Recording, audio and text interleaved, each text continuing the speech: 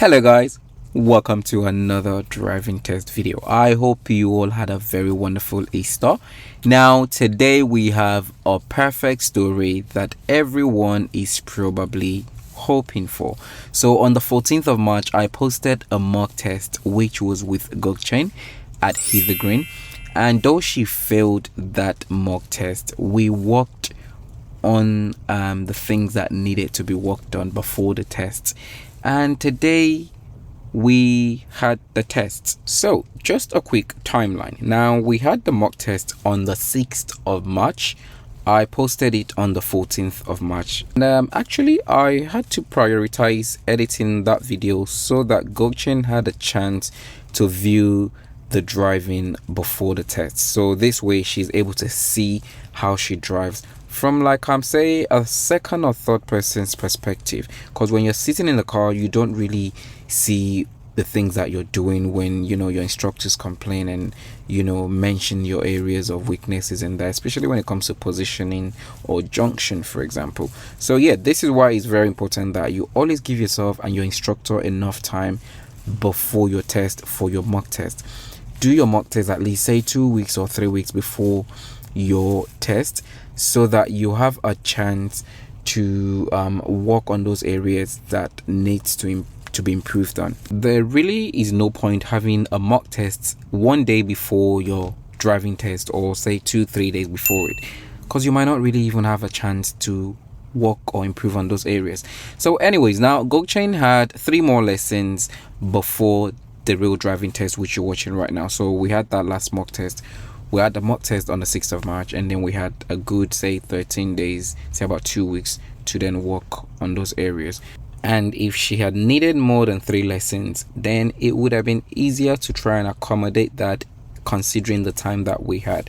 Hence why you don't want to leave it too late. So the test was a pass with 4 minor faults. The test was on Wednesday, the 20th of March 2024, and time was at 12:38 p.m. in the afternoon.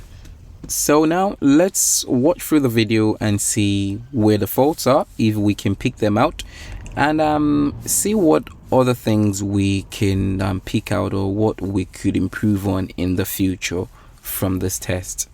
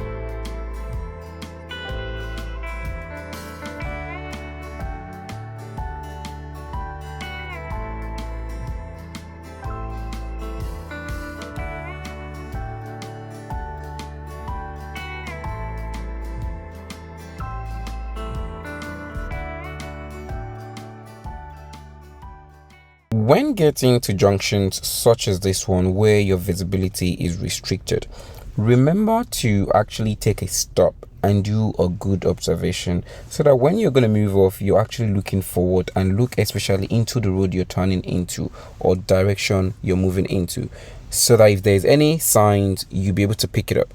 I say this because a lot of the times learners do miss the one-way sign at the entrance of this road on your left, which is where we're going into.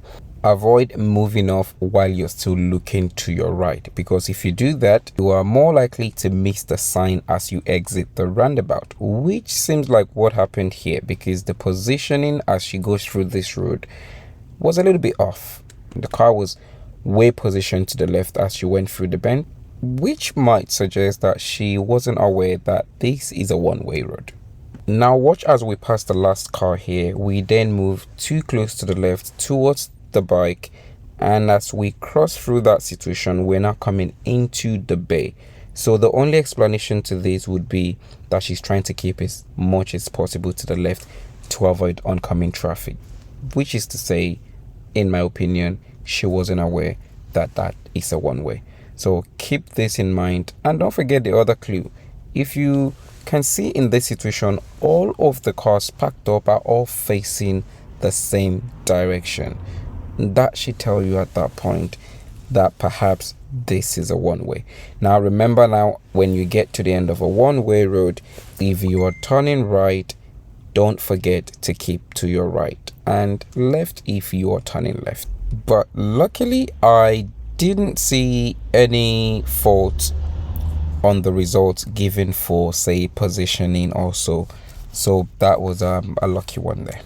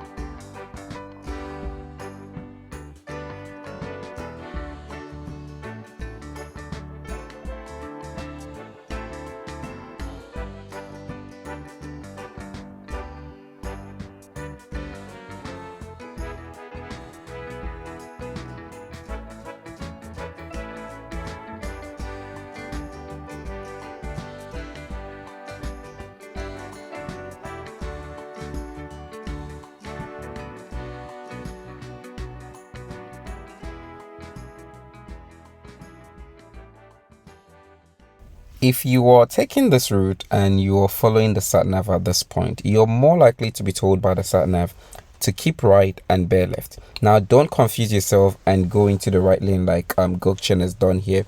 You can actually turn right using the middle lane.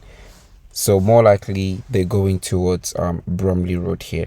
So the left lane is going straight ahead, and then you've got the middle lane and the right lane turning right. Now, one advantage of where she is right now though is because I can see a bus in front, which means if she was to be in the middle lane, she's more likely going to have to change back to the right lane to avoid these buses at the bus stop here. So that kind of becomes an advantage anyways, but keep in mind that was not a planned one. So this is what we call luck. So she was just lucky, but yeah, we give it to her. But anyways, that's it. So keep that in mind. Don't be too quick to go into the right lane. You might end up in a different problem where you then have to change back to the left lane, especially if there are other cars around you who want to go faster in the right lane. You don't want them starting to undertake you in the left. But if you were in the middle lane as you go through the bend and then you take the bend and see buses ahead of you, it's not a problem, right? So you've gone through it in lessons. Do your mirror checks. If it's safe, pass around and come back into the left lane. If it's not safe, then consider stopping, start reducing the speed. So, and that's it. So here they are coming to the traffic light and turning left into Bromley Road. Now again, remember, the lane would actually become 3 lanes again here. Now this is the funny thing about these London roads sometimes. So we've got 3 lanes and then it became 2 lanes briefly, and then it's turning back into 3 lanes again. Hence why it is always very important and easier and better when you just keep to the left, so that when those roads are changing here and there, you're just going to remain in one same place. Just keep to the left, follow the pavement. Your life is easier.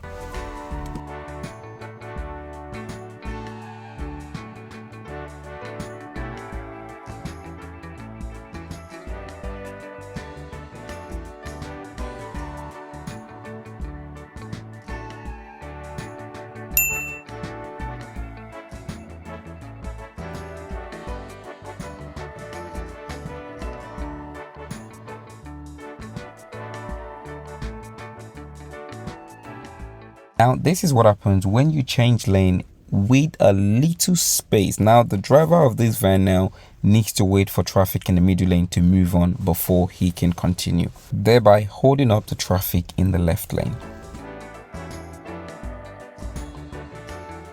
And if you're sweeping the road and paying attention to the signs, then you should see that the speed limit changes at this point. Right there is your 30 miles per hour sign.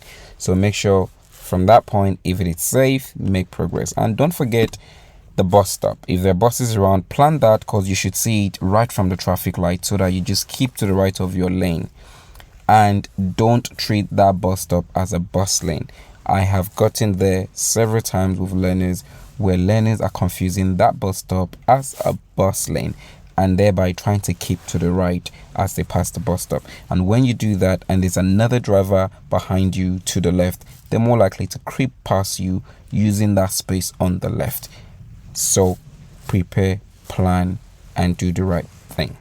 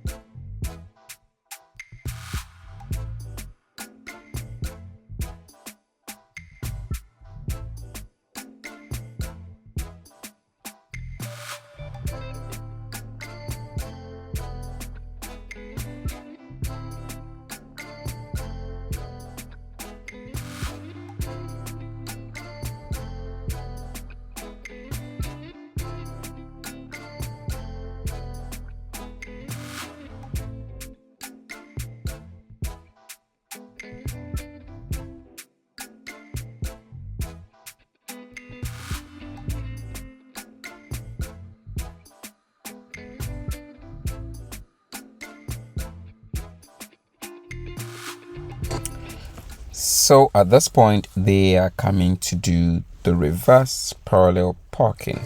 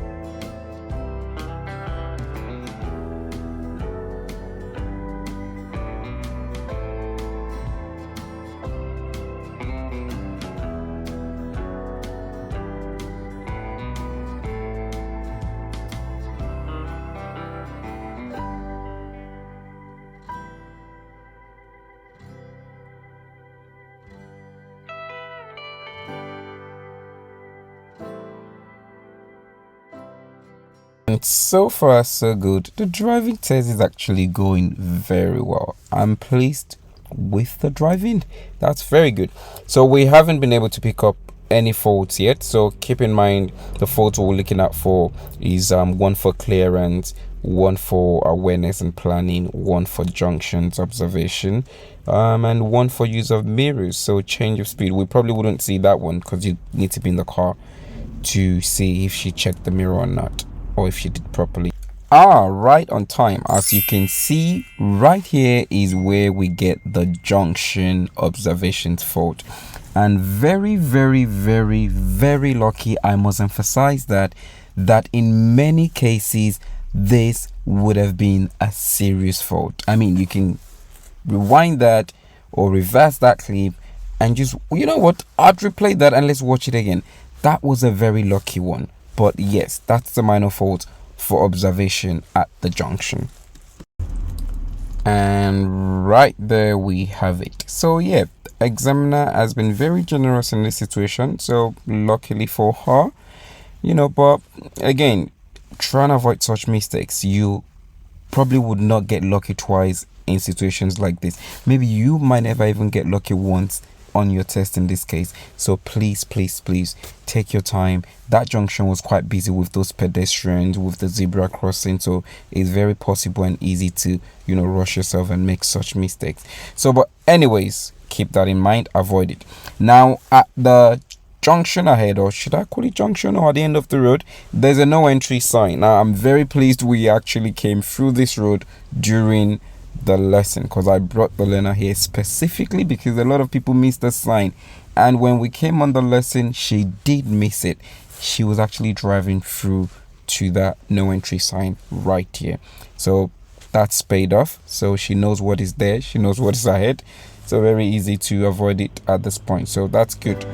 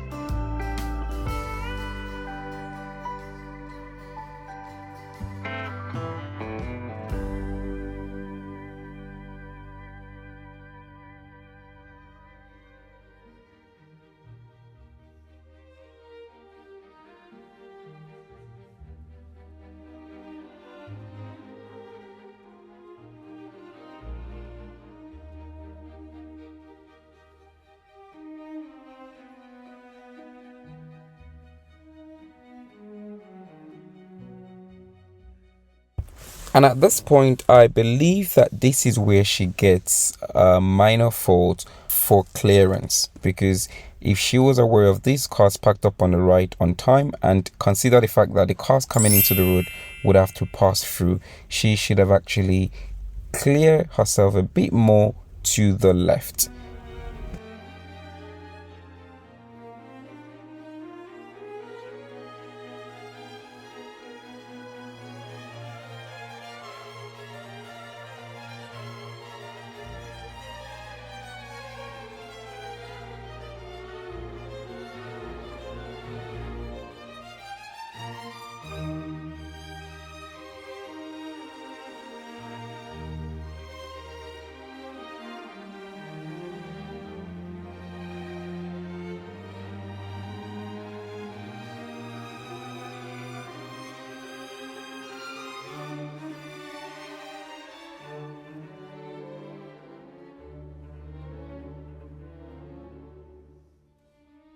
And at this junction, as busy as it gets right now, be aware that you might have to push yourself forward when it's safe. But right here, she misses this car coming from the right there, and then she stops again. And after this white van should have been the perfect time to push into the first half of the road.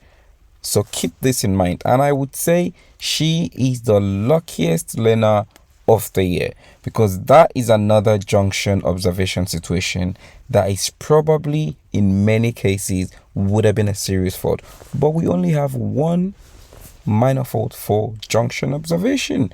And if you ask me, if I speak for myself, why would I ignore such an error at a junction? And the only reason why I would do that is that a learner has driven so well so far, and I see them get into a situation that understandably myself, I know that was a little bit tricky and can be difficult and pressurizing for a learner under a test. and I would probably base it on the fact that, you know what, yeah, I know she's a safer driver and all of that, and I do understand that this junction is very tricky and very complicated, or maybe very busy and all of that. So in that case, I am more likely to then say, okay, you know what, I'll ignore that. So this is just to let you know, because before someone puts some comments and say, oh, that's not fair, I failed for that. Yes, I mean, in situations like that, you should fail. If in general, maybe you're driving previously before that moment hasn't been the best, so it just makes it very easier for me to then, not ignore that error. But if you've been driving very well and everything has been so well, so good, so fine, then again, it gives a very good foundation or a very good platform to, ignore that. Or let's say not ignore that, but be lenient about that. So yeah, keep that in mind. This is why it's very, very important to be confident, to be, you know what you're doing, and take decisions, be safe, and go for it. So yeah, give a good drive and you'll be fine. So but anyways, doesn't change the fact that she's been very lucky, so that's very good, luckily for her. And yep, so let's continue.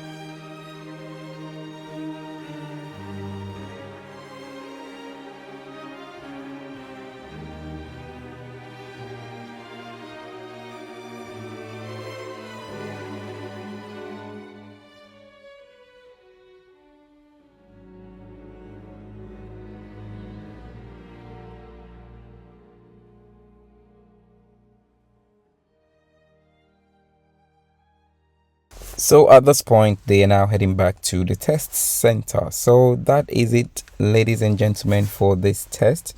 It was a very lucky one, luckily, although the drive was very good, I must say.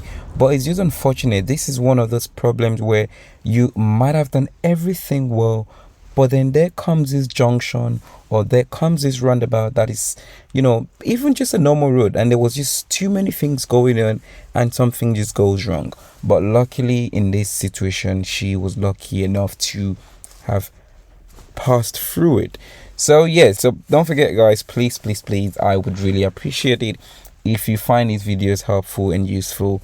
Please remember, click the like button, share if you can, and if you haven't subscribed to the channel yet, please help support the channel, help support my work, or my hard work getting these videos out, and subscribe to the channel. And if you want to support the channel financially as well, then don't forget, there is the thanks icon at the bottom of the video where you can actually make a little contribution if you want to. That would really be appreciated. £1, £2, £5, £10, nothing is too small. So this is it for this video. I hope you had a good time watching it, and I look forward to seeing you again in the next video. So have a wonderful day. Best of luck with your driving lessons, and all the best with your driving test. And lastly, don't forget, if you're coming back in and you've got this situation here, make sure that as you pass that car, come back into the left immediately, because you don't want to meet up oncoming traffic, leaving the test center, and you're sitting in their lane. So stay blessed. I'll see you in the next video. I'm out. Peace. Our hearts beat to the city streets. We began to feel the fire. We rise like tall buildings as the chemicals, they take us higher. The night's young, it has just begun, as she puts her hand in mine.